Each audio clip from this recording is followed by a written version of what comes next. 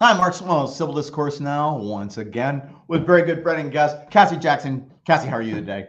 Doing Peace. great. How are you doing? Doing good.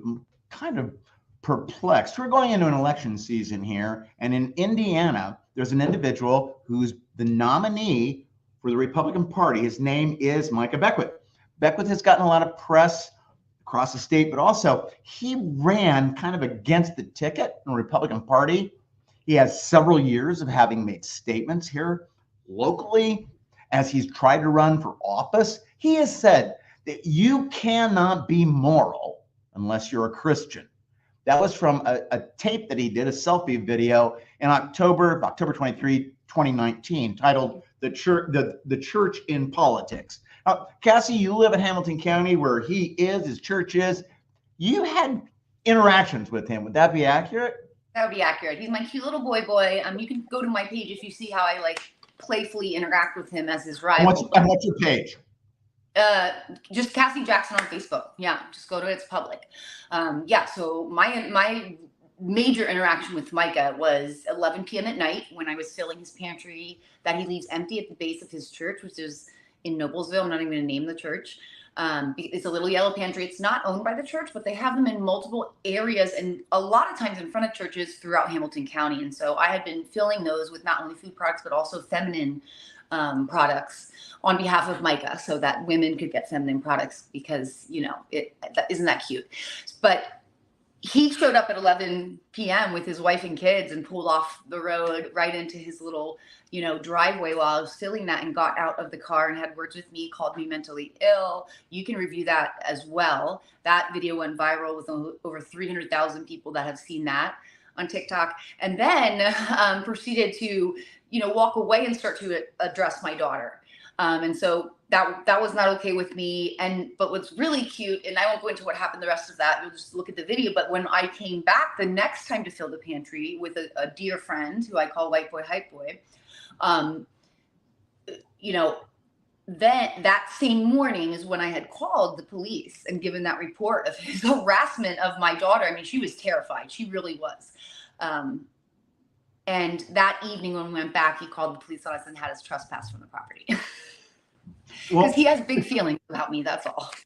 So he acts like a bully. Mm-hmm, mm-hmm, mm-hmm. So when you're talking about him bullying people around, we're seeing how he's doing that basically on the political stage, except when somebody calls him on it, he runs away like the chicken that he is. He is so consistent. Yeah, he's just. My interaction with him and he knows the answers. He knows what he's going to say, especially now that he has people that are telling him how to deflect and what not to answer. And unless someone just hits him with the same answer until he answers, it'll never happen. Well, see, when my interaction was, I was running for U.S. House in 2020. I didn't know who this clown was, and he hits me on Twitter saying the Democrats called. They want their talking points back. The rhino, Mark, the rhino. And I said, no, come on, let's argue, dude. Let's debate. And he wouldn't.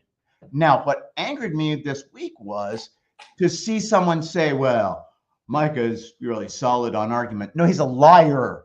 He is a liar. He says that the Constitution was based on Christianity. It's not. I'll be glad to debate him. He won't show up. He won't. No, he won't. He won't. Yep, go ahead.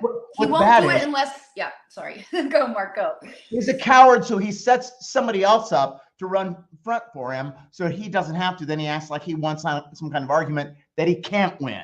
That's because he doesn't know the Constitution or its history. So that's a problem. And he wants power. He really wants power. And let me draw you back to when we're talking about the Constitution, who knows the Constitution, everything. But Micah does not know this. He is being fed not only by the Indiana GOP, but by a much larger organization, the Heritage Foundation. I'm speculating. I can't say this for sure, but but he cites having taken these online courses from Hillsdale College. Okay, yeah, you're right. These that's people not really very good. They're telling him the next plan. This is what I mean. When I have said that Micah has, and I've done a lot of research into his childhood, has been indoctrinated, I mean it. He is a yes man, and he will always be a yes man. He will be a yes man till the day he dies. Whoever gives him some kind of positive reinforcement. That's his people. And it can be the I swear he will flip to the Democrats if it meant that he would have power and that people would pay attention to him. Well, we don't have to go there because he's in the Republican Party, and that's why we've got a bankrupt, morally bankrupt Republican Party that once was. So, Cassie, thanks for coming on this afternoon. Peace. Talk to everybody later. Goodbye.